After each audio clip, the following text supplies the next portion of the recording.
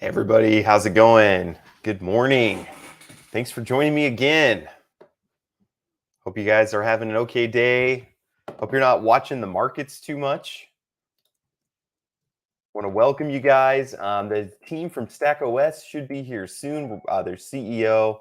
Apparently, I didn't send the link over, and I just checked and I didn't. So we'll give him just a couple of minutes. So I'll go ahead and welcome you guys. And if you're familiar with my lives, the first thing that I need you to do is hit the like button so that we can start to get some eyes on this. And second off, I want you to comment where you're watching from. So again, I'm from Lincoln, Nebraska, and it always just amazes me seeing people from all over the world hopping on for these AMAs.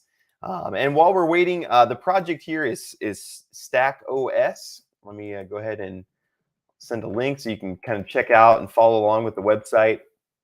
But who do we got here today? Go ahead and leave a comment about who's here today. Do you guys have any questions before we get started about the market or anything like that? Not that I have any answers. I've been following this UST stuff. I was holding quite a bit. Fortunately, I was able to sell most of my UST up at about 90 cents. But then I held on to a big chunk more of it. And then actually I sold a bunch at like 40 cents because I don't know. It felt to me like it was going down to zero. And then it kind of recovered all the way back up. And then now it's kind of back down a little bit. So it is what it is. All right, we got Vishnu here. And he is not late. It's my fault for not getting the link. Let me go ahead and add him in here. Hey, Vishnu, how are you doing today, brother? Very, very good, man. How are you doing? I'm doing just great. Yeah, thanks for joining us. I was just telling the audience that it's not your fault that you're late because I just got a Twitter DM saying, hey, what's the link to hop on? And I was like, oh, yeah, I forgot to send that over. Right. So very cool. So thank you so much for joining us. Could you go ahead and start out? I kind of already told the audience. Audience, if you have questions, feel free to ask, and I'll kind of bring those on as they fit into our conversation a little bit. Do hit the like button. If you're watching this even as a replay, hit the like button. Just the more, the merrier for that YouTube algorithm there. But Vishnu, could you go ahead and start off by introducing yourself and give a little bit of your background? Yeah, absolutely. So for most people, who are part of the StackOS community, they already know me. But for everybody else, I think it's a good time to really talk about myself a little bit. My name is Vishnu. I am the CEO and Chief Architect for StackOS. For the ones who have not heard of StackOS is a decentralized cloud provider. It's the world's largest and fastest growing decentralized cloud. Um, Something about myself is, I am an engineer, graduated from University of Pune, and then, I have patents in cryogenic engines. I have helped build some, cryogenic engines for nuclear reactors in India. Did some cool stuff, moved to US, did my master's in finance and in international business. I went to Harvard. That's where I got my finance degree from, and then moved around US for approximately 12 years in the cloud space, basically, and basically took worked with companies when AWS was not even known to people, right? It was for the technical folks here. You know, uh, we know about VPCs, virtual private gateways, and all stuff. They are very common knowledge right now, but back in the days, this is 2012, 2011, there was no concept on even on AWS. All they had was um, you know uh, a server which you can launch and you can use them for your compute. So that was kind of the only thing they had even. So that's like a technical part. But coming to the real part as well. So I've done that and really scaled up infrastructure for organizations which have been extremely small and extremely large, right? Running billions of dollars in transaction and helped most of the companies move from data centers to the cloud. So basically, that is my core expertise. Again, I'm a very technical individual, but also have a management, education and of course experience in that domain as well. One thing I like to tell people about myself is I've worked in all the four time zones in the U.S. I've worked in San Francisco, I've worked in Denver, Colorado, Worked in Madison, Wisconsin, Boston, of course, Massachusetts. That's in Cambridge is where I went to school at Harvard.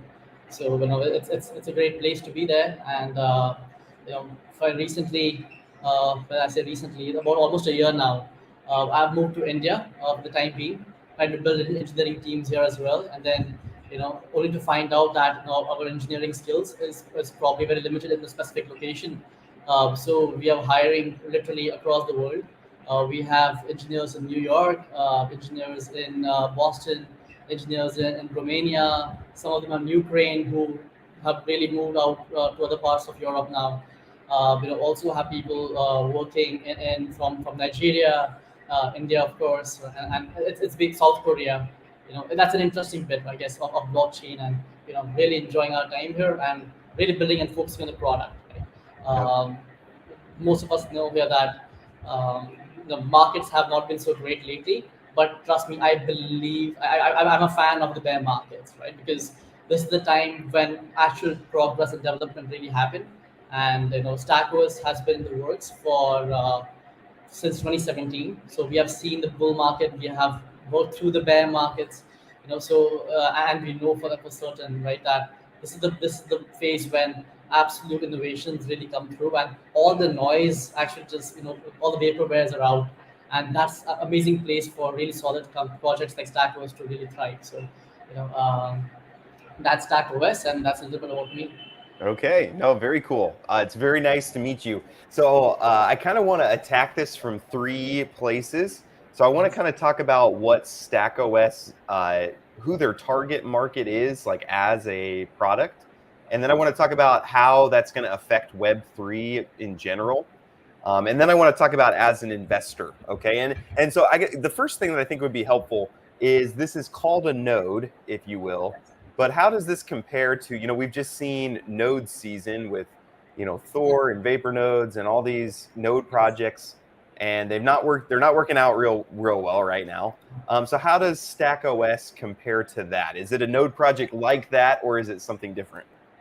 Well, one thing I can just start off with is it's way different, right? And it's intended to be different. Um, but let me start with what StackOS really is, and what does it really entail, and what is the real fit in the Web3 space. So, the next wave of innovation, in fact, it's starting right now. Um, on the blockchain space is going to be all the Web2 companies moving to Web3, or replicas of Web3 coming on Web2 coming on Web3. So these are the two fundamental markets we're looking at and building infrastructure for. So let me try to explain a little bit more. The current state of blockchain is actually in shambles, right? We think it's great because we're looking at things like some finance working out, but DeFi working out, but we must understand that there's much more to the Web two narrative than it is to just have DeFi or decentralized finance. We are already seeing those things coming with the metaverses, the gamings coming onto the blockchain as well. And this is the point where it actually starts and begins, right? This is exactly how it happened during the dot com, boom and burst and whatever you call that, the bubbles, right? But then that was the time when you saw all these different gaming platforms coming in as well, and really defining what internet really means, right? So we are in that nascent phase where people have started to start to experiment and bring in different toolings on the blockchain, right? But here's the state of affairs right now with the blockchain or Web3. We have a UI, which is a React-based application in 90% cases, and those are supposed to be just like a client-based app, right? And then everything else is running on the blockchain. And when I say running on the blockchain, you're just using blockchain as a database, a very inefficient database. Let's put it that way, right? We ourselves have a huge difficulty building on it because all the data which actually comes out of that is stored in the chain, and then there are a few things which are events. So events are emitted and they are like lost into nothingness, basically. So what even companies do right now, like all the blockchain companies which claim to be decentralized, right? All they do is they get data from the blockchain, cache that data or store that data on a database, central database, which is running on their Amazon accounts, put a UI in front of it, and pretend as if they are decentralized, right? Because guess what? They're using blockchain. They have used the initial data from the blockchain, but everything else is on a database. So here's the thing, right? So how do you enable atmospheres or ecosystems to really be decentralized without having to you know to own the account by themselves? And I can give you a perfect example of this as well, right? A few months back, 5 6 months back, Uniswap had their they delisted all the security tokens from their website. That's ironical, right? The decentralized exchange, and then they're delisting security tokens. The smart contracts still are on, they still support security tokens. The UI cannot. And the biggest reason behind that is, the founder of Uniswap, he was the one who owned the AWS account on which things are running. So it is under the SEC purview, and they are, they have to, abide by the laws of the US, and for that reason, they had to remove them, right? But here's the thing: as long as the Web3 companies pretend to, use their own data store or their own accounts on these cloud providers, they will always be left at the mercy of these governments or the third party organizations, right? And that's where StackOS comes in. It provides a cloud platform for the next evolution of compute, or the new evolution of Web3. That means you just don't have, your own account sitting there. You do need all these databases. You require, Redis. You require AI, artificial intelligence, machine learning, and all those things cannot happen on the blockchain. It's impossible to do it on the blockchain. You can't bring in a game on a blockchain and say that, what, we are going to use artificial intelligence or get back real-time data to really decide what the next step would be, right? And blockchain is not meant for that. And that is kind of the beauty of StackOS, and it enables the decentralized control of your infrastructure, of your, all these algorithms and everything, and bringing them together and in a decentralized way, such that even decentralized autonomous organizations or DAOs can take control of them, and you don't have to run your apps on an account holder of Amazon or a founder of Amazon or founder of the project. So that's what a StackOS stands for, and that's what it's trying to do, and really quickly. Um, in a sense, right? StackOS is the only, I think I did mention this earlier. StackOS is the only protocol or only decentralized cloud which works natively on multiple blockchains, right? We have recently, or not recently, what we launched in August, August 1st, 16th, I think we went to mainnet. And since then, we were on BSC. Now we have Polygon. Within this hopefully 2 weeks time frame, we'll be, releasing Avalanche integration, and they already are partners. Community is already looking forward to that one. But then we have another very big blockchain partner associated as well, and that will be announced very soon, right after the Avalanche announcement is done. So super excited about that. But then, StackOS is the world's largest and the most utilized and the fastest growing as well, decentralized cloud. So as of date, we have 16,000 applications deployed on StackOS, and and it's just growing, which is phenomenal in terms of, real utility and use case. So, we are very excited about that. We are also profitable, by the way, and that's another unique thing about us. All of our compute is actually, we get more revenue from compute getting used, and again, with the bear market in mind, right? We have managed to finance it very well. All of our investment from venture capital is intact, right? 10% of that is in market making, everything else is intact, and we are very good for even like 6 years into the bear market, if it lasts that long even, right? So we've been in great position. We're just building. I think it's a phenomenal place to be in for us. Okay, so just to make sure I understand correctly, so the target, so this is designed for people creating their own project, like that's the, and it's you even say here on the website, no code application development.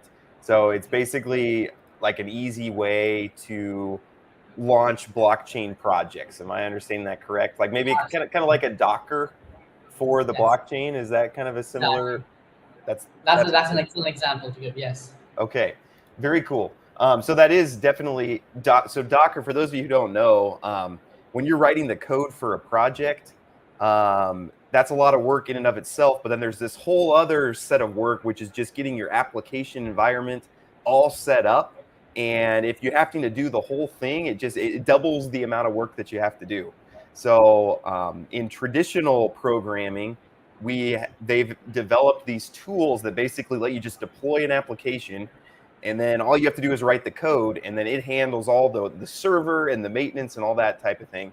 And so basically, if I'm understanding correctly, this is that, but for Web3. Is that a good way to kind of sum it up? Absolutely.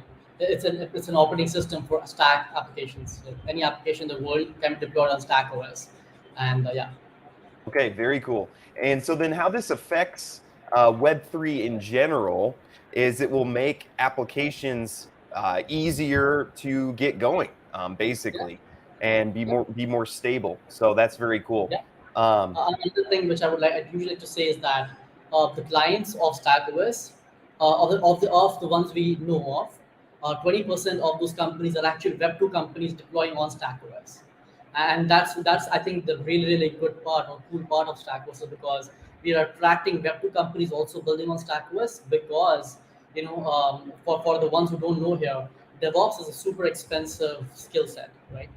For a startup to have 24-hour support and having a DevOps engineer there available, that means 8 hour shifts, 3 people. It costs about $70,000 a year, right? And with StackOS, the entire infrastructure management is not required, right? So you completely eliminate the DevOps expense, and then you also bring down the deployment time to literally seconds to minutes.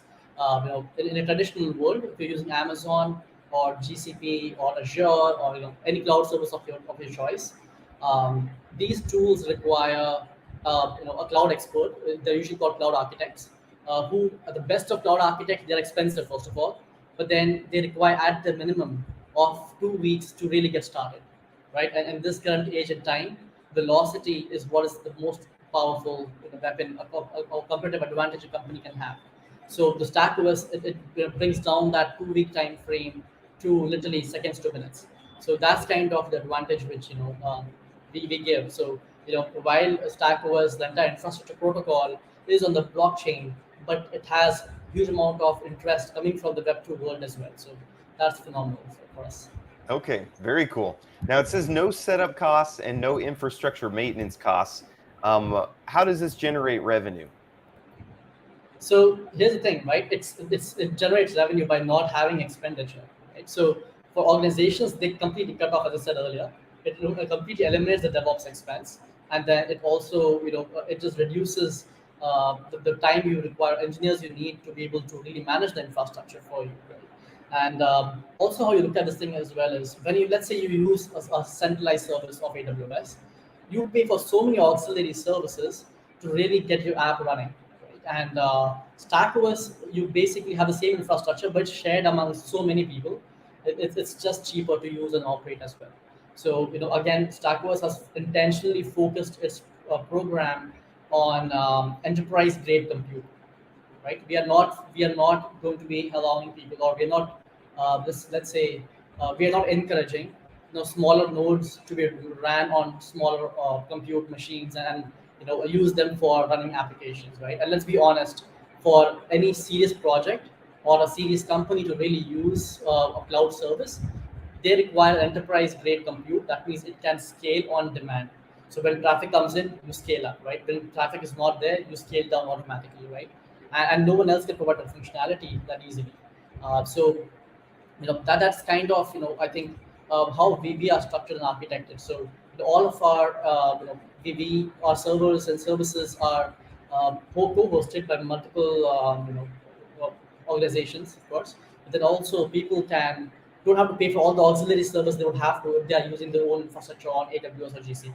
So it saves them from that point of view as well. Okay. So is it similar then to like Amazon where you're paying per minute or something like that or hour?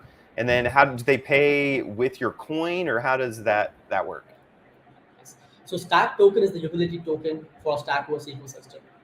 So when people have to really use compute, they have to stake Stack tokens in the network or lock in, let's say, and then as time passes by, those are drip over from those contracts into to the cluster operators. Right. So that's kind of how it really flows and moves. So yeah, if that answers your question. Yes, no, that definitely does. And then I was interested. down here in this gameathon. Can you tell me about that? Because were these games built on this? Is that why they're on here? Can you tell me a little bit about this? Yeah, I mean, what we have done is that really showcased like how powerful StackOS really is, right? So, and and here's the interesting bit I think of StackOS is it can run any application in the world. So all these games, Mario, everybody has played Mario. So we can actually, I can hear the sound while you're doing that. I know people of my age, they probably are familiar with Doom, right? If you open HexGL, you will see it's more like a a full throttle racing game. You know, so with there, yeah. Don't get me distracted with this. I won't No, get no, anything else done today. trust me, when No, I'm I doing can't. my I can't demos, do it. I can't do it. I won't get anything else done today. I've got a lot to do. That's what happens to me. In fact, even the demos which we have with clients, right, when we are pretty customer focused.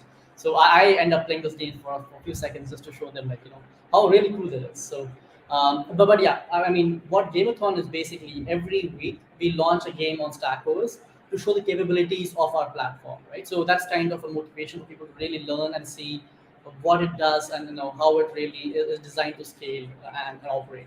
So it just it's a way of showcasing you know what our app really does. It's not like a vaporware projects which you see, like you asked me about how's it different from many other projects, right? Without alluding to those, right? But it is something which really has value. We have real paying customers. We are profitable, and for that reasons, and there are some really exciting things going on in the background with our ecosystem being built around StackOS. I know there are companies which are starting off based on StackOS to start building on StackOS. We recently have two organizations, the DCloud Foundation and 0x Carbon, really contributing into the ecosystem and building the StackOS ecosystem itself. So, super excited about that, and I think you know just the gameathon is basically an extension of that, and that's how we've been able to garner this attention on us and have really real people to come and deploy. There are few competitors of ours, who were we were 10% of their size and their growth size. But now we are almost from for the closest one which I like, right? We are at least 4 to 5 times more deployments on StackOS than them, right? And other one is just too much hype driven project, but nothing to really offer. They have about 30 applications, I believe, in on their chain, right? But that's kind of, I think, the difference between StackOS and that. We just showcase games as well, and most of the applications are coming from people who are using our platform. Okay, very cool. Okay, so I think that makes a lot of sense then. Do you feel like you guys have been hurt by the other node projects and people just assume, oh, this is just like that? Do you feel like that's kind of hurt what you're doing? Because you actually have real nodes and you're actually generating revenue, and there's just a lot of differences between them and that. Do you feel like that's kind of hurt you as you've been trying to get going here? Well, that's true, right? But also is the case that our economic model is different than theirs. And I must tell this that our Node NFT program, that's one of the most complex smart contract in existence, right? So the StackOS's smart contract consists of 32 contracts which work together to really have a Node NFT program which we have. So that's kind of very unique in the way we operate and work, right? So it's highly sophisticated piece of code. Now, and it had to be done very responsibly, because we do know that there will be so many other projects forking our project and then trying to create their own variety or differentiators, to really sell that, and that's fine. But it just means that we have to be more responsible with the code which we put out. So we went through that, and I think we are on a very solid foundation right now to be able to really offer that. And again, as and we're learning from the community as well. So as they're giving us feedback, trying to improve the user experience on the node portals which people use to really operate and interact with, on the nodes. So that's kind of, I guess, how we are structured. I know there are people which have vaporware nodes, right, and they talk to excitedly about them, and people have got made a lot of money on that one, but they have also lost a lot, right? So I think it's I think sustainability is one thing which we try to look for, and I think we are better positioned than them, uh, because I think the way our architecture is one thing is very different. But then we do anticipate a lot of revenue coming in, and we will be using that as well to really give out to the node NFT owners. Um, we do have a combination of rewards on the node NFTs. So it's not just reliant on people paying the monthly fee or anything of that sort, right? But it's actually you get fees from even transactions on the network towards those NFT on the marketplaces which will be sold. So you really literally earn on Ethereum and Matic, when these NFTs are traded on the market. So and people who actually minted in the first epoch, which is the first phase, right, when we launched, they earn about $20-$30 each node NFT. So which is pretty good in the first month, and then as market and the way the StackOS ecosystem is that you would see most transactions happening, most volume sales happening on the nodes when the market is actually going up or down. So it actually incentivizes more trades happening, so it's more beneficial to the communities. Okay. All right. So I think that makes a lot of sense then from a user standpoint of deploying, and your target is not necessarily everyday people, but it's, programmers trying to build in Web3, and there's a revenue stream there. Now, for most of my audience, they're probably, investors, not developers. There's probably a few developers, but probably mostly investors. So, what ways can people get involved? They can buy the Stack token. That'd be the easiest way, probably? Yeah. So stack tokens are available on three chains right now. They're available on PancakeSwap, the Uniswap, Define, right? They're also on Bitmark, right? But that's the thing. We haven't focused much on centralized exchanges, but we are working very, very closely with some of them right now to really be on those exchanges as well. Other thing is that we have huge announcements regarding some really, really big venture capital firms coming in. Again, we don't read capital, but we know that when we have to be amongst the top 50 projects in the world, we need to be friends with the projects at that scale, right? So there is will be some huge announcements around that as well. So very bullish on that one. If you talk from a more investment point of view. Okay. But And again, it's not a financial advice, right? Markets are scary right now, so do exercise caution, guys. I well, don't want to be. that's what I was going to ask. So I was going to look at your chart, which is always a bittersweet thing, but I imagine that you guys are probably down just because Oh, there's nothing that's not down. And actually, that doesn't look too bad compared to most of the things that we're seeing right now. How do you feel like the bear market has affected your token price, and how do you feel kind of going forward with token price? well, honestly, I think our rank has substantially improved over the last few days. So ranking wise, right? And that's probably because other projects did worse. They had worse performance of the token than our stack tokens did. But I feel we are in a pretty solid position in my opinion, right? I think you know um, I'm not going to, I am not a financial advisor, so I am not in the right position to really say, guys, buy the token now, right? And I Me would never do either. that. That's not fair, right? So, but then you must exercise caution. You must look at fundamentals. You must look at sometimes fundamentals are not enough, right? So, do a technical analysis, see what's best, and it's an experiment. Everybody is doing their best here. One thing I can tell you, right? Bear markets will exist, right? But we are here to build, and we have built during last bear market, and then we have 30-40x on our prices over the few months. All of our VC investments tokens have been given out almost 5 to 6 months now. So we do not have any liabilities at this point in time. Okay, very cool. And when did you guys launch? How long have you been around? So StackOS was in development since 2017. So 2017, we had a product called Integro, which is it's a learning management system, a decentralized learning management system with the servers centralized, only smart contracts on Ethereum. So we were building an infrastructure protocol for Integro. There's only then our advisor was like, "Hey Vishnu, this is a gaping gap in the entire blockchain space. but they say they are decentralized, but all of the infrastructure is actually centralized. So why don't you make this service publicly available, right? So our side project of our Integral was actually made the main StackOS, and that's what we are focusing on 100% of our effort. But our previous product was used in across the world, right? We were a decentralized learning management system. We have clients across in the US, Europe, Asia, and we had some government organizations in the US using our protocol, our learning management system. So yeah, that's kind of how long we have been. StackOS rebranded. Rebrand happened, I think, about 2.5, 2 years back, I think. And our token launch, we didn't need capital. Even for the previous company, we didn't require capital. And you would know this, right? We are very, very financially cautious. That's why we didn't need capital. We were always profitable throughout the cycle. So we kept building. It was only last year, April 23rd, is when we actually did a race.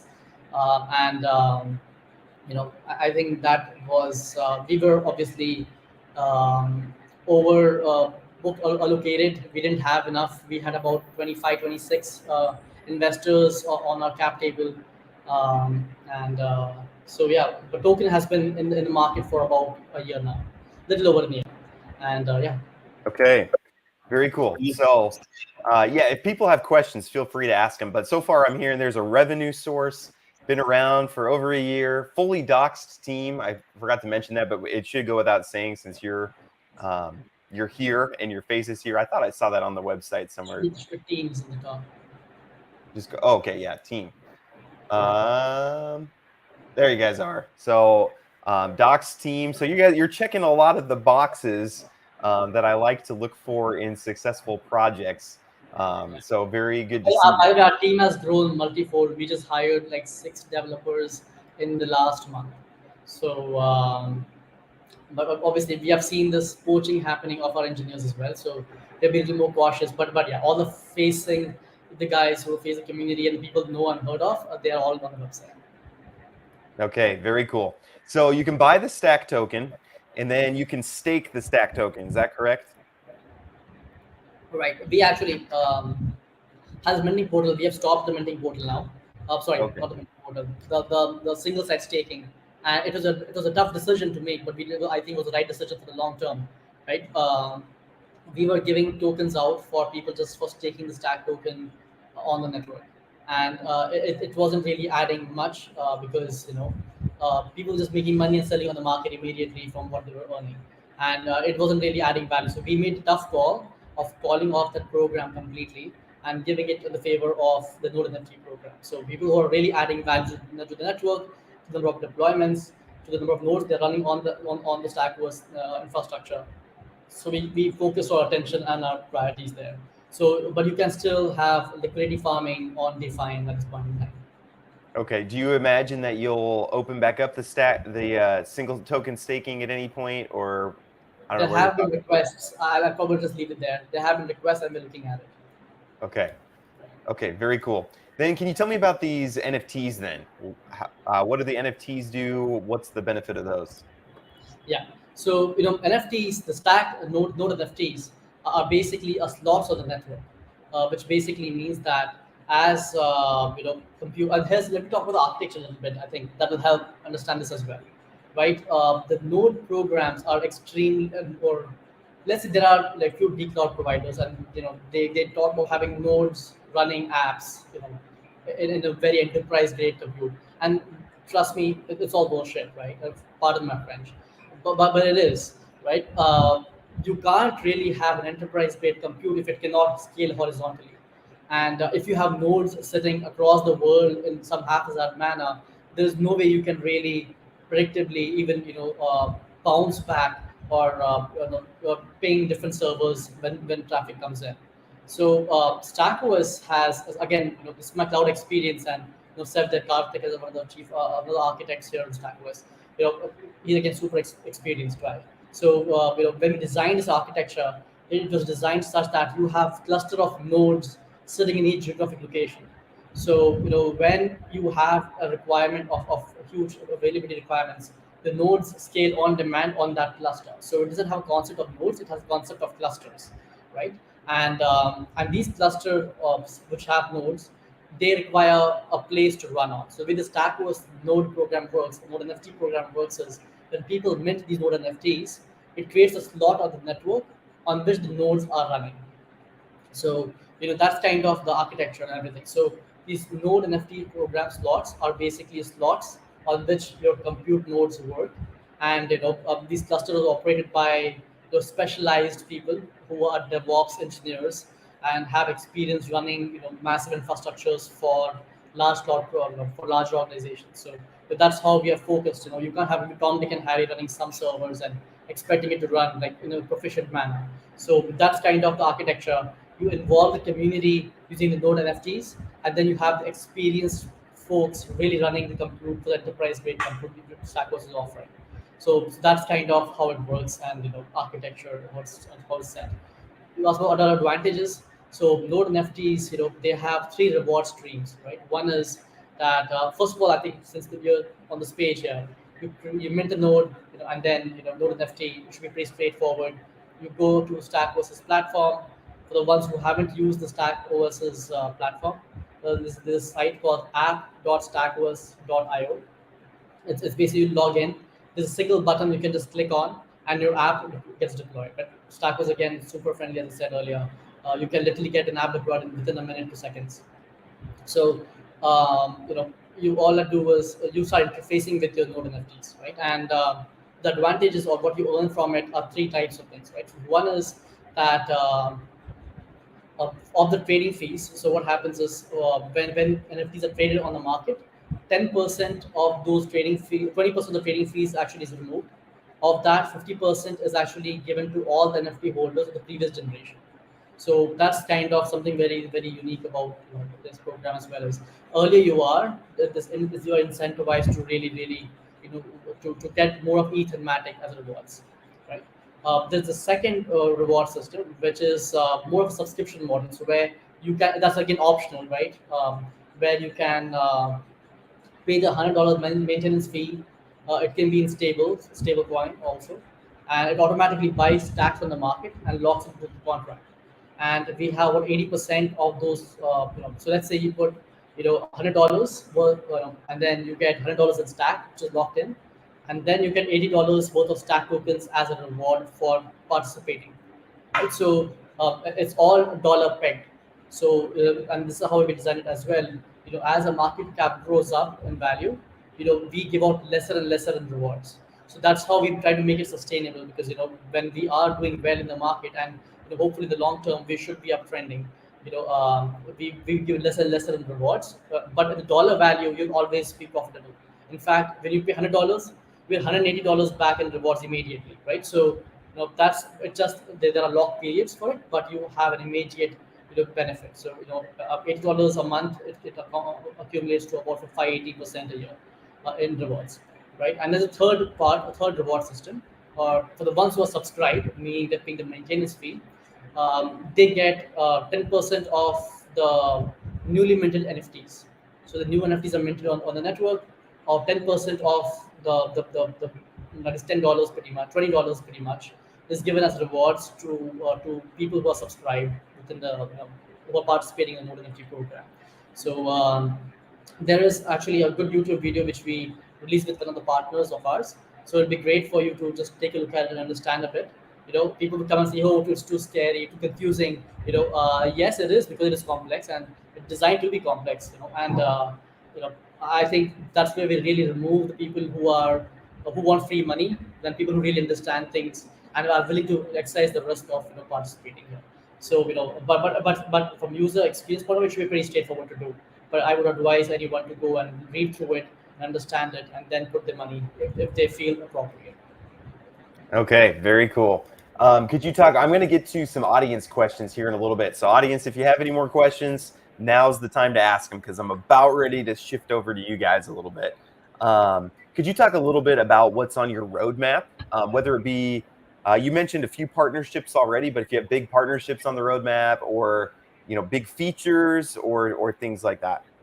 Why don't you do this actually? Since I'm here, and I've always been criticized of not having enough visibility into, or we have the stuff but they can't find it easily. So if you don't mind opening the site again, I can actually walk you through exactly and see the roadmap and what we have going on. So if you go to the top, I think to the team section, and then if you go down a little bit, please, there should be a roadmap section. There you go. Right, roadmap there. You see the roadmap button on the right, right next to August 20th. Yeah. All right, so that's the Citadel. That's guys for the ones who have been looking for this. This is the site where we have our roadmap pretty much laid out. And over there, if you click on the StackOS stages, I think that's where you would see the roadmap items. It's a more technical workflow, but what we have done, what we have finished, and what's in progress as we talk. Right, so we separated our entire ecosystem or developments in 3 or 4 stages. Kartika being the final one, but our marketplace on which that means you can trade your NFTs is going to be out. We are working with, as I said, the Cloud Foundation has invested their engineering resources to build the marketplace as well. So, I'm hopeful in few days we will have the marketplace launch. It's pretty sleek. I think something to really look forward to. It's a great experience there. But you will see the percentage, what has happened, what is in progress, which we haven't heard a lot from community. Again, we are building and growing with the community and with the engineers who are building on StackOS. And we have as one of the highest required features is the CI/CD, which is continuous integration and continuous deployments. That means when people code, they can automatically have the apps running on updating on StackOS. But right now they have to use the user interface, but they just push an image, automatically it deploys and identifies and does all that. So that's one of the few tools which is coming in. Again, the Node NFT marketplace, it's 97%. It should be finished in a few days or publicly released in a few days. It's in the testing phases right now. We are hyped about the DAO, which is part of Tripolis, stage. So the governance is coming in, right? So we have already finished a lot of the technical reviews of what it should look like and stuff. Iman, who is the CMO, he's in charge, who's heading that, the entire governance module. And again, I think one of the key focus areas is actually allowing multiple cluster operators within the space to launch clusters as well. And along with that, the two things, technical improvement point of view, which is extremely critical to us and architecturally also, was the multi-cluster support. And the second one is just having it's called a trusted execution environment, or TEE, right? So we are building that as well.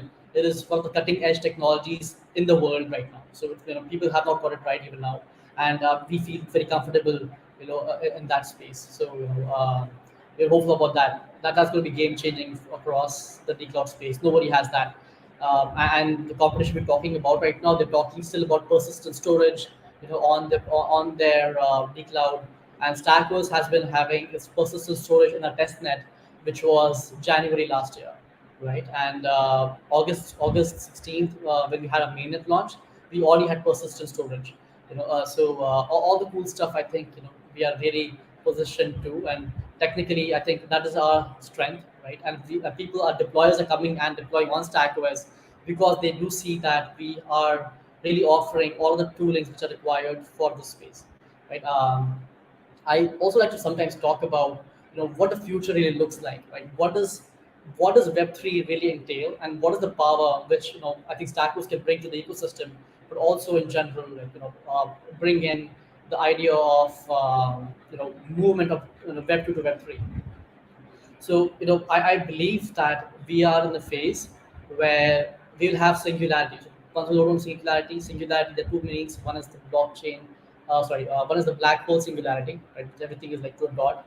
But there's an artificial intelligence singularity, right? Where you would see convergence of all the machines and human beings to really to be at a space where AI can start building itself, right? So I think we are going to be building that phase, and blockchain space is a perfect place to start taking control of individual entities to something which is more unanimous and organization, and entities around the world contributing their mind power, their code to really see this future, right? So we do anticipate that the artificial intelligence, machine learning, these will be core fundamental focus points as we go forward in the next era. So when you see all the gaming platforms coming in, all the metaverses coming in, they need goddamn hard compute, enterprise grade compute. They require capabilities to run these AI toolings to really learn from what is happening immediately and then direct them, to next steps. So all of these things will have to be built out, and there is no platform in the world right now which can offer a decentralized project that capabilities, right? And StackOS is positioning itself as an infrastructure play for the Web3 narrative, which is coming and is building every single day.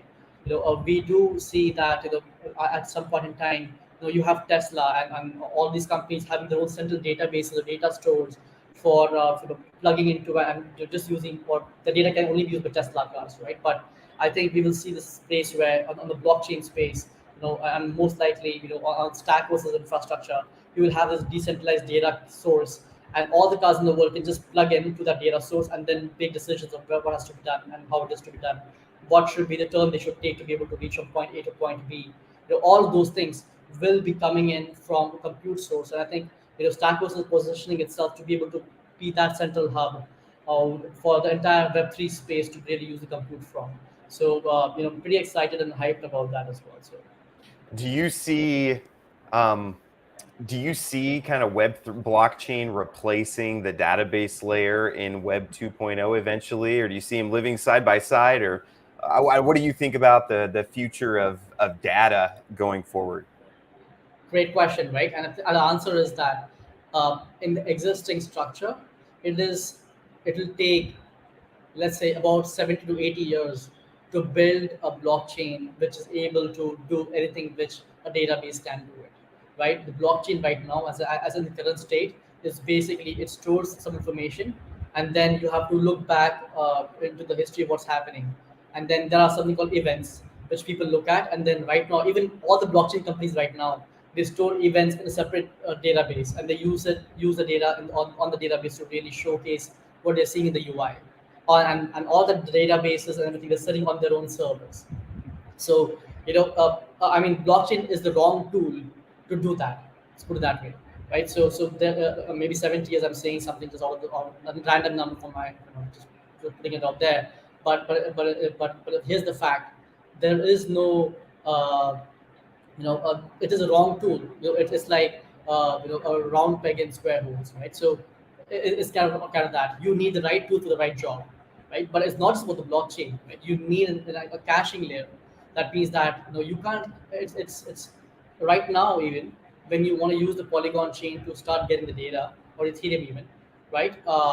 It starts to give no response on your MetaMask, and it's impossible to use anything in real time to be able to really work and operate and get the data back. So what all these companies do is they have a caching mechanism. That means that the request first goes to the cache database, goes to the blockchain if it doesn't find it there, and stores it on the caching device, and then uses that to be able to show to the user, right? So it is a wrong tool to use for thing coming in, right? So there is no option right now, and I think you don't need to have options because you can do this with StackOS, right? So you can do all those technical, the things we talked about right now. That is all able, that is able to do it on StackOS. So I think that's where we are, and you know, probably answers your question. So yeah, it's a wrong tool. Yeah.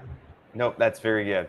All right, we do have a few audience questions that I do want to bring on. So, in audience, if you have other questions, please, and it can be about either usage or how this is going to affect the Web3 space, or how you as an investor can get involved. Feel free to ask about any of those. Are there any exploit vulnerabilities to the platform? And that might be, I mean, hopefully not, but how is the project making sure that investors are protected against exploits? Yeah. So here's the thing, right? Um, So investors, I think that's a very difficult question to answer, because investors don't use the product, right?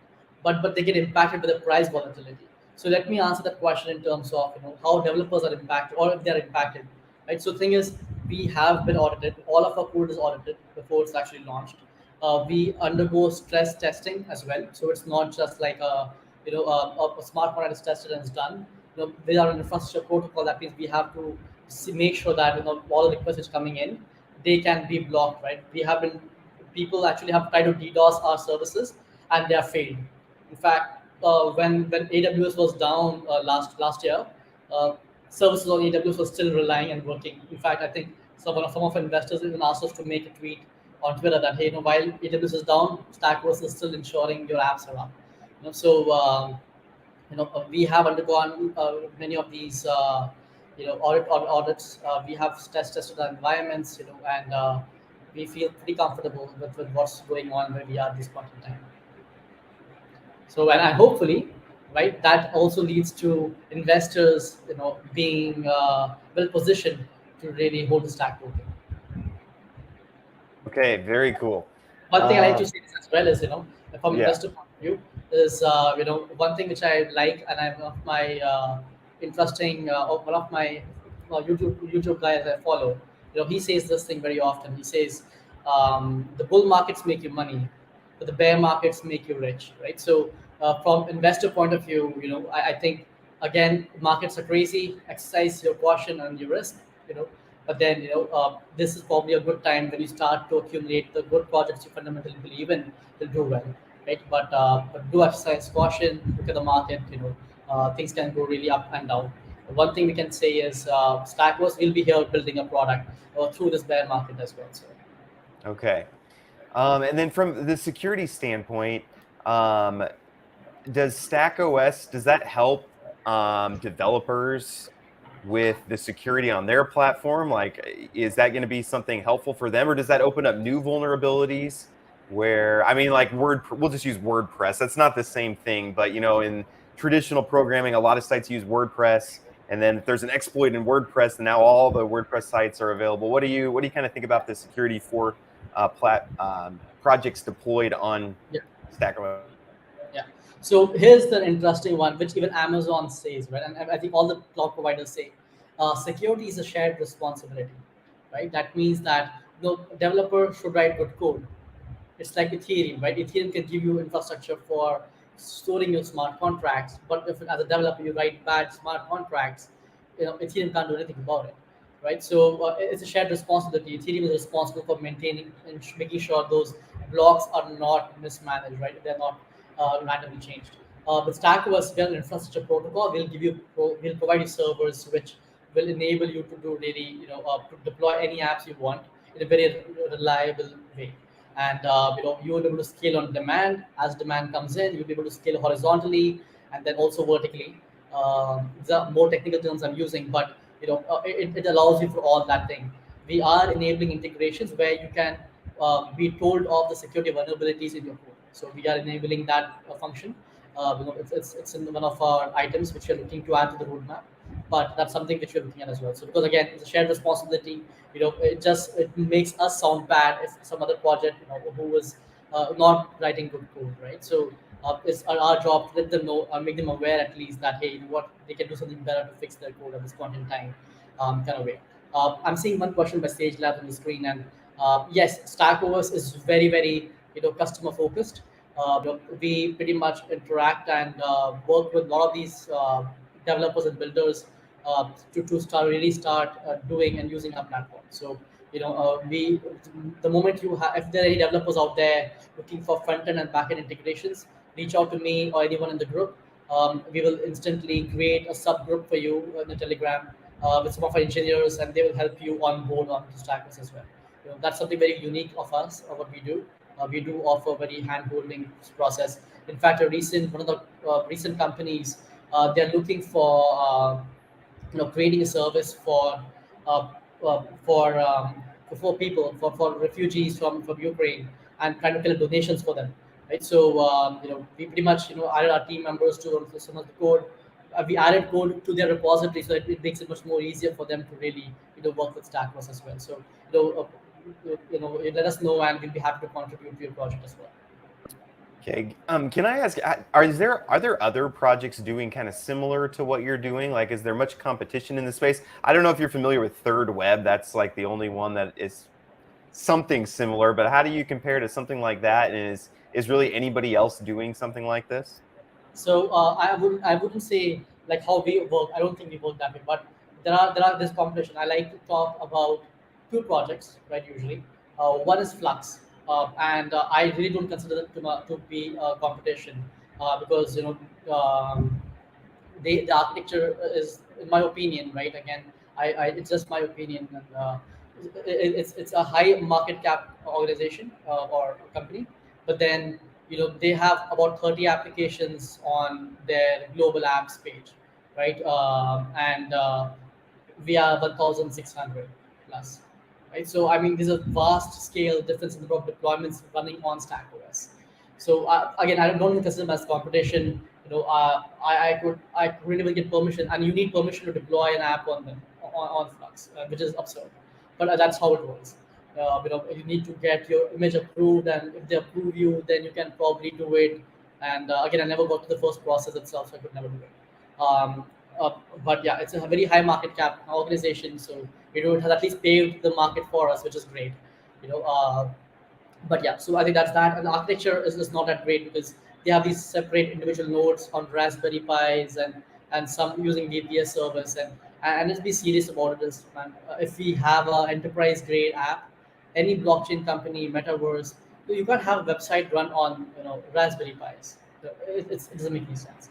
You know, you can't be a really serious project with that. And again, the servers will most likely be not working anyway, right? They have a global apps page. I usually don't like to beat them up, but open the global apps page, open their apps, they don't even work, right? So there's a reason they don't work because and it's not their fault. It's the architecture is not resilient. You can't really have apps spread out and just make sure they always run. Um, Second project I think is Akash.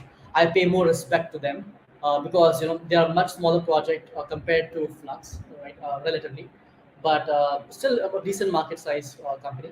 But then they have some applications running, right? And again, they are about, I think last I checked today morning was about 380 or something applications running, or 300 higher 300 numbers. But then they have been going down for last I think 5 months, 4 5 months, right? The deployments are going down on the service, and I know that many of the people who are deploying on Akash are using StackOS now because it's more easier to use. You can get deployment deployed very soon. StackOS has persistent storage, which I believe they are working on to really to get that out there sometime this year. So that's a big incentive. I think we have competitive advantage in terms of technology. We have competitive advantage of number of users which are using our platform, and but that's a project which I respect, even though they are for that one. But yeah, that I think this is a competition I would really compare StackOS with. Architecturally, we are very very different, more closer to Akash, but I think Akash is more like a data centers oriented approach. That means they have some data centers and they're running servers from them. StackOS operates on cluster operators. That means anyone in the world, any community member can use the AWS account, GCP, Azure, or data center accounts to launch a cluster on their accounts basically. So it doesn't rely on you know these cloud operators actually running it. It relies on individual community members running these clusters. And I can tell you this for certain: there are excellent engineers in the community who really are great DevOps engineers across the world. So we give them an incentive for running clusters and which also operate in a multi-cluster fashion. So again, Akash is very isolated in terms of infrastructure data centers, and they don't talk with each other. But the StackOS, the architecture is set up such that you have multiple clusters and they talk with each other to move applications around with different clusters. That's part of our Kartika, or I think Tripolis stage. So we are pretty bullish on that one, and hopefully we'll be there as well. So we try to maintain a competitive advantage in terms of technology and user adoption. So what we have to do better, and we are really getting up for that, is marketing. And hopefully you'll see us in a much better position than we are right now. Okay, very cool.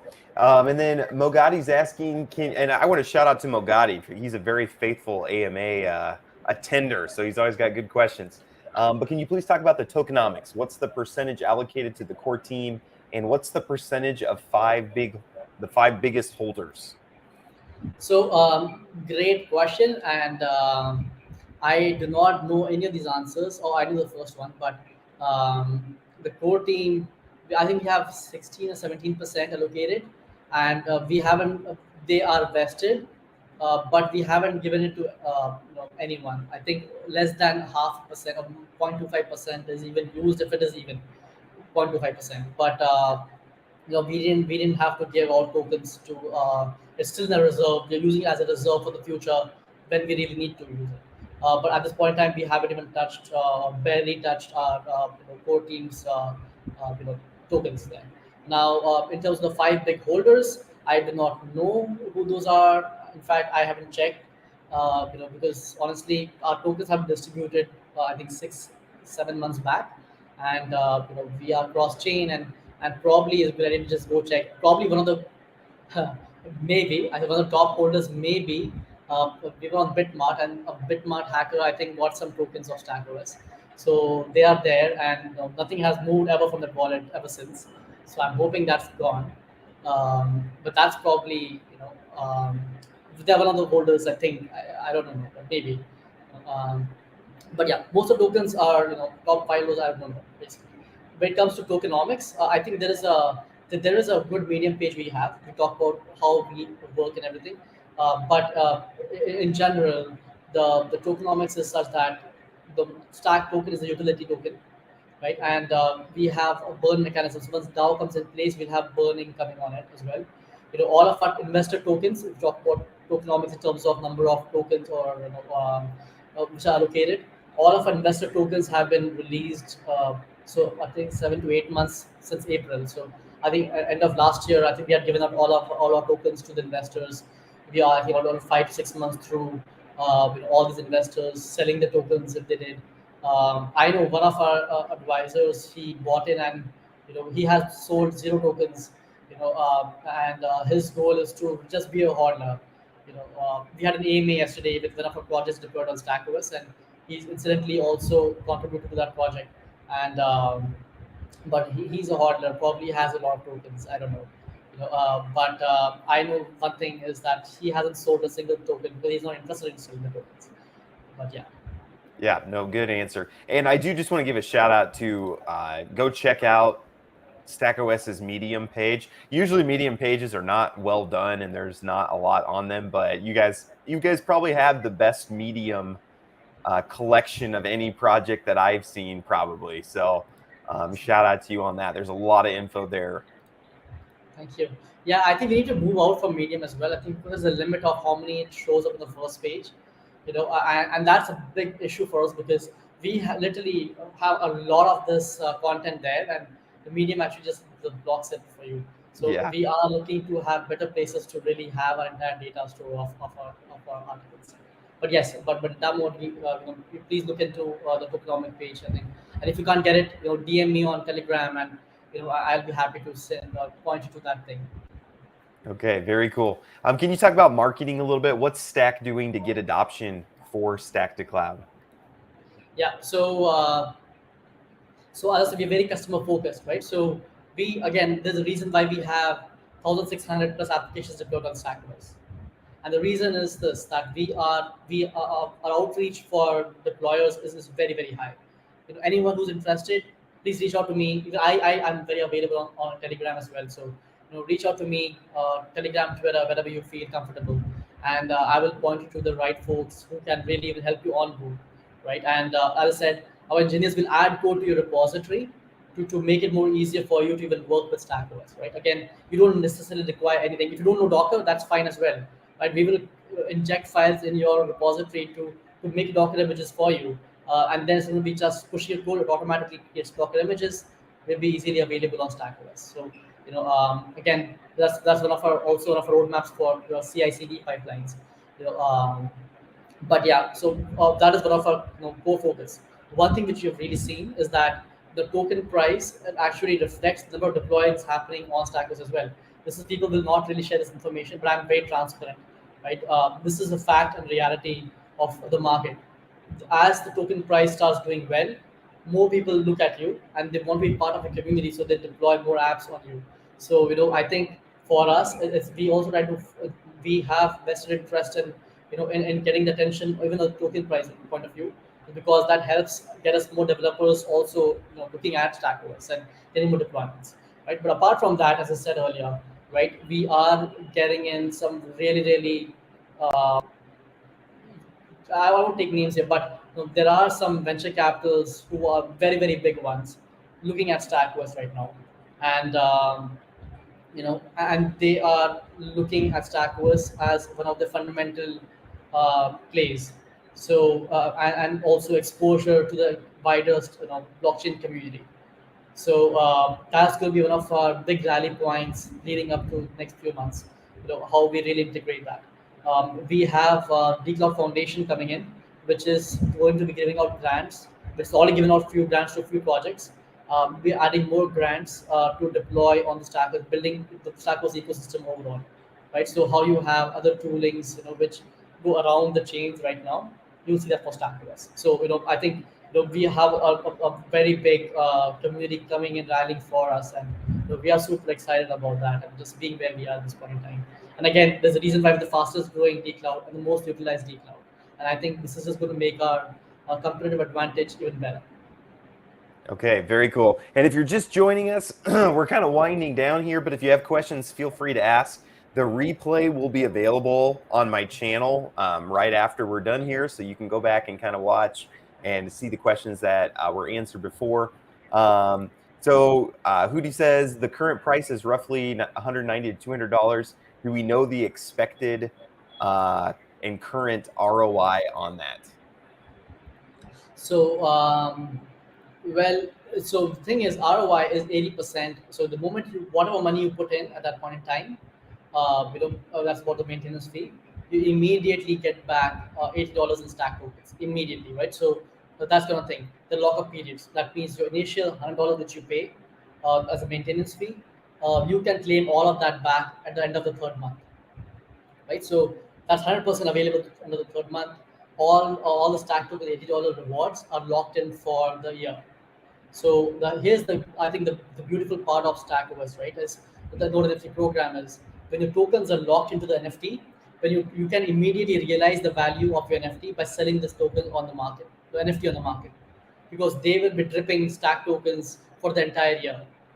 So if you look at from that point of view, if you let's say that you pay $100, you get $80 immediately, and you can sell it immediately, and you know if you buy point of from that mindset, if you can immediately sell what you have made in seconds, mathematically, right, you have extremely high APY return, right? But let's say that you hold the hold NFTs, then you start realizing your stack tokens immediately, not over the 1 year period. So it's what you are looking at an investment point of view. I know that there are once marketplace is going to be released in the next few days, so hopefully that will start giving in more Ethereum and Matic rewards, because I mean there are many people who have bought in earlier generation NFTs and would be happy to sell them. And for our the Gen Zero, we our Node NFTs sold for almost $50,000 each, for the auction.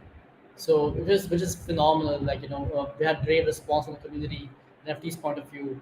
People are literally waiting for the Gen ones to be released and everything. The only advantage I think the early gens have is basically on Ethereum and Matic rewards, because earlier generations get more trading fees from all the later generation NFTs. Um, but then you can potentially look at getting these early gens as well. And if you really like to accumulate ETH and Matic, if you are otherwise from APY point of view, your high yield program, where you pay $100 maintenance fee, you get $80 immediately back and locked into NFT, and you can sell the NFT immediately if you want to, or you can hold it and keep adding the maintenance fee every month. And yeah, so I think it accounts to almost 580%. Again, it's all in stack tokens, so again, the market risks associated with it. So I would encourage you to exercise caution and practice good financial management there. So, but again, I think I am pretty bullish myself. I have to be, right. So otherwise I wouldn't be here. But I guess it's something to really look and consider. All right, and then we have Evan, who's just tuning in. What percentage of nodes are hosted on AWS or Azure or GCP, and what percentage are hosted by private node operators? Yeah. So as I said, I think we don't have a concept of private node operators. We have optional cluster operators, right? And I think it's an equal split between AWS, GCP, and Azure. I think Azure is probably much little, but GCP AWS is probably more, right? Again, we are is focused on individual entities, or organizations right now who are running it. We will be launching our if you look at the roadmap, there was an item for the community clusters that is going to bring in a lot more across the world and geographically located clusters as well. But again, I want to make sure we understand this, and I want to make it very, very transparent also, is that we do not operate in the nodes point of view. We work with cluster operators. And the cluster operators are usually, engineers who have good experience with, you know, running enterprise grade compute. So that's kind of, how I put it. I hope it answers the question. Yeah, no, I think that's good. And then can you explain to us the feature community members actively governing will receive annual yield and a share of profit from the usage of the cloud in Stack? Um, Actually governing. So the basic questions comes to DAO, right? And I think there will be incentives for participating in the DAO. Right? And I don't think I'm in a position to really give data about that because it's not finalized yet. But there is at least some discussions on how do we actually enable that without being considered security. So that's we want to be as much as utility token as possible, but then there will be incentives for people who are going to be participating in the governance. Okay, nope, that's fair. And then just got a couple more questions, and then I think we'll hop off here. Let's see. Can stakeholders get profit sharing from usage of the cloud? Yes, eventually, yeah.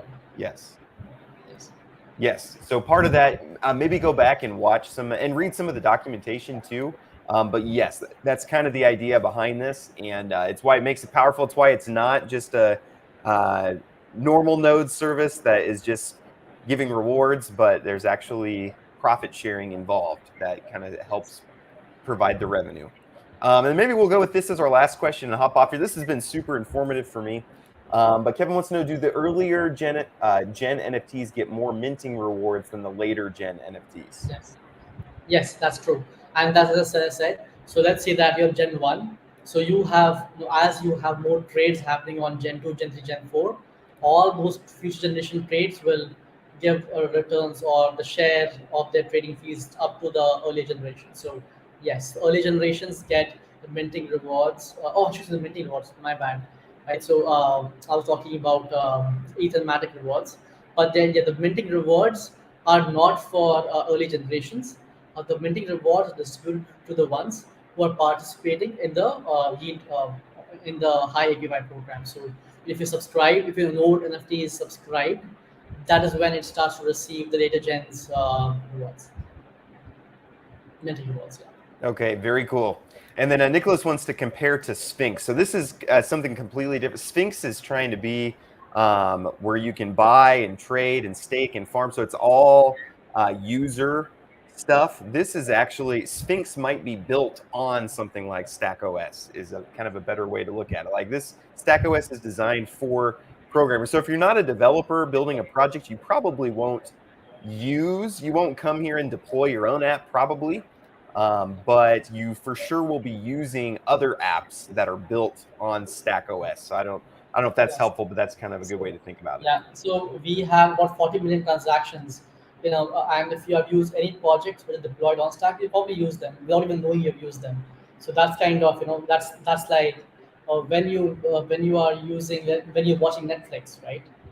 You're actually using AWS as the server. So that is what StackOS is. Stack is the server behind many of these blockchain companies probably have used. But yeah, so we have about 40 million transactions running in.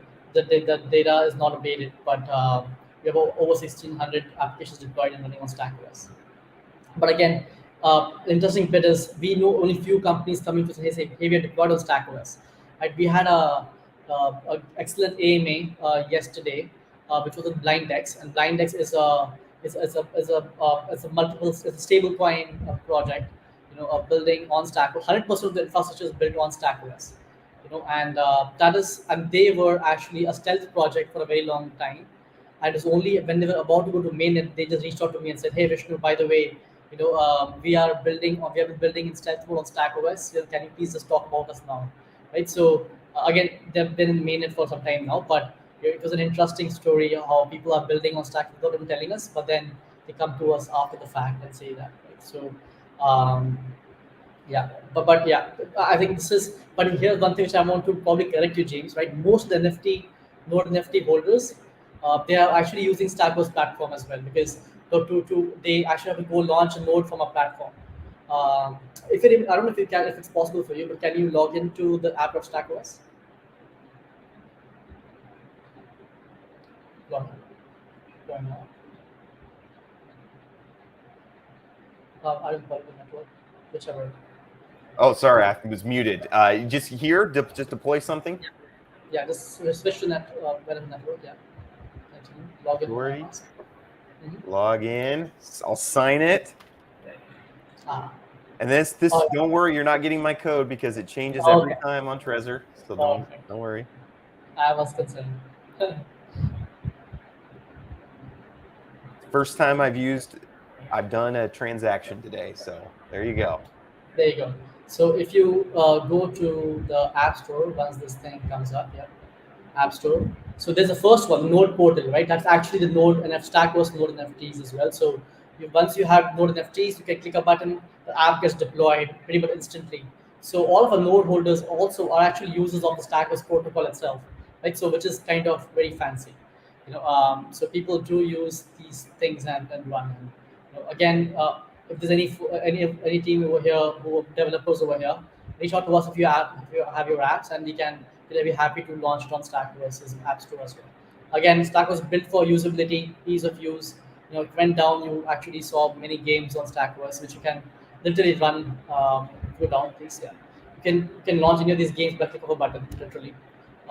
So that's kind of the ease of use I think which we have, and I think it's something which you want to play around with. But we have a lot of the users who are not necessarily developers, but they have a way to really, let's say, play Mario or install and play Doom.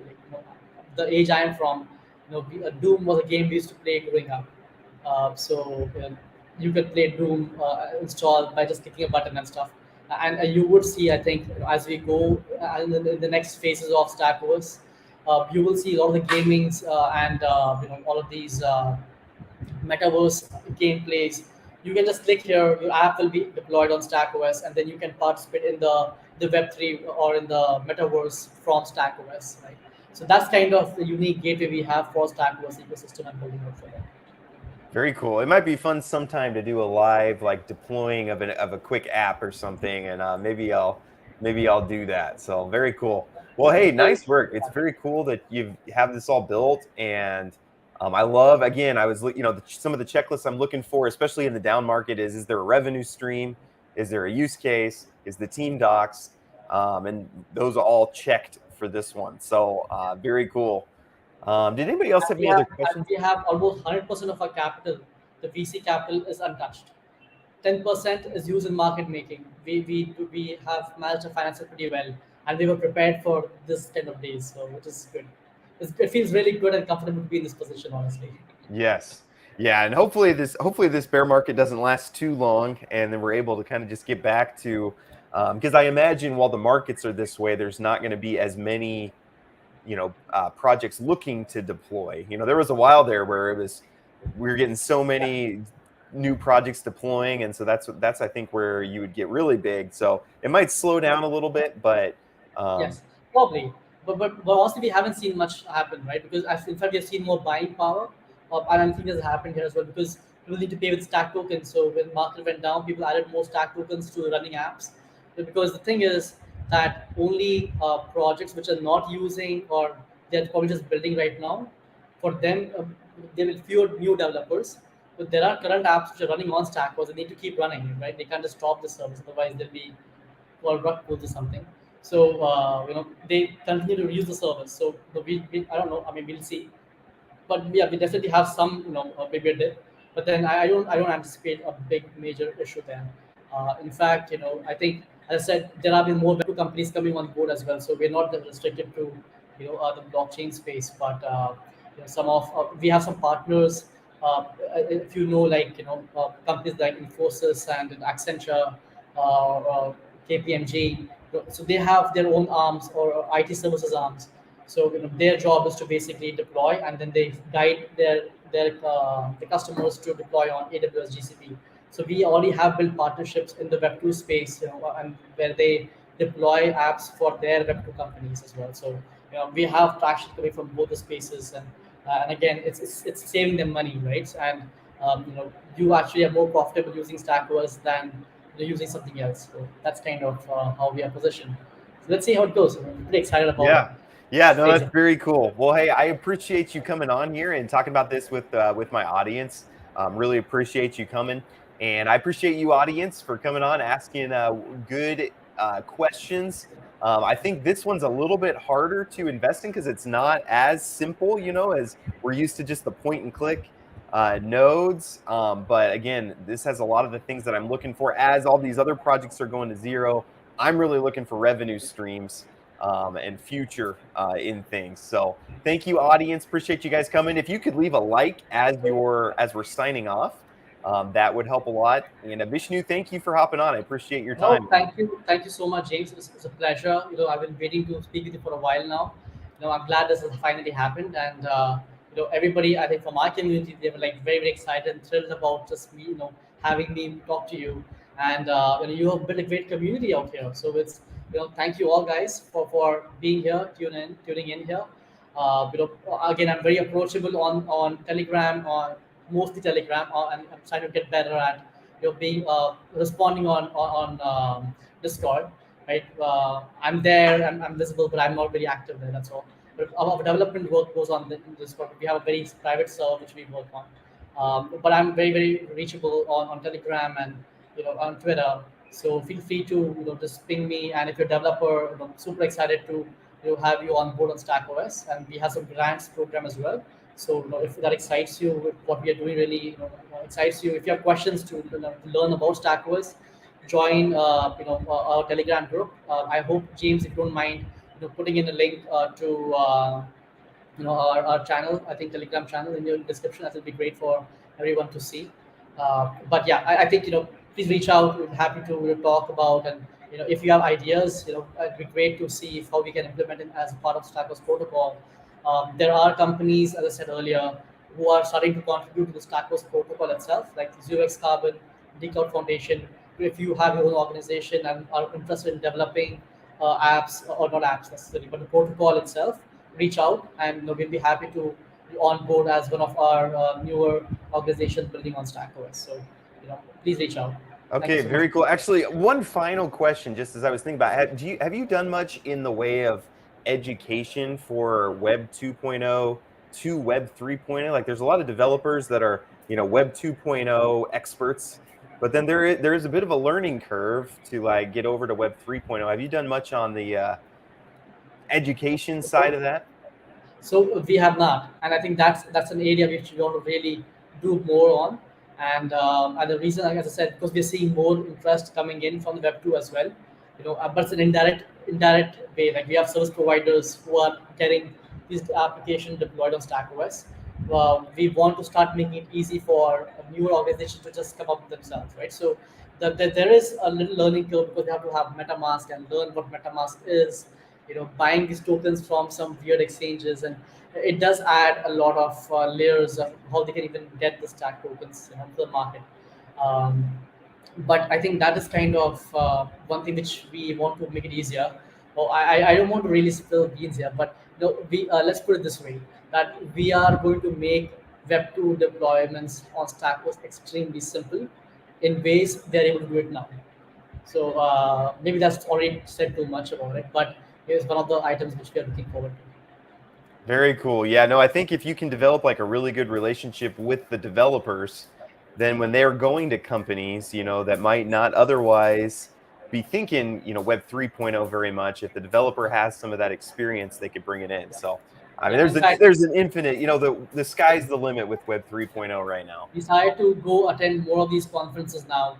We recently went to the gaming conference in Bangalore, and there are a few coming in up in I believe in, I'm forgetting. But Doug Norris, who's one of our you know he's a head of strategy.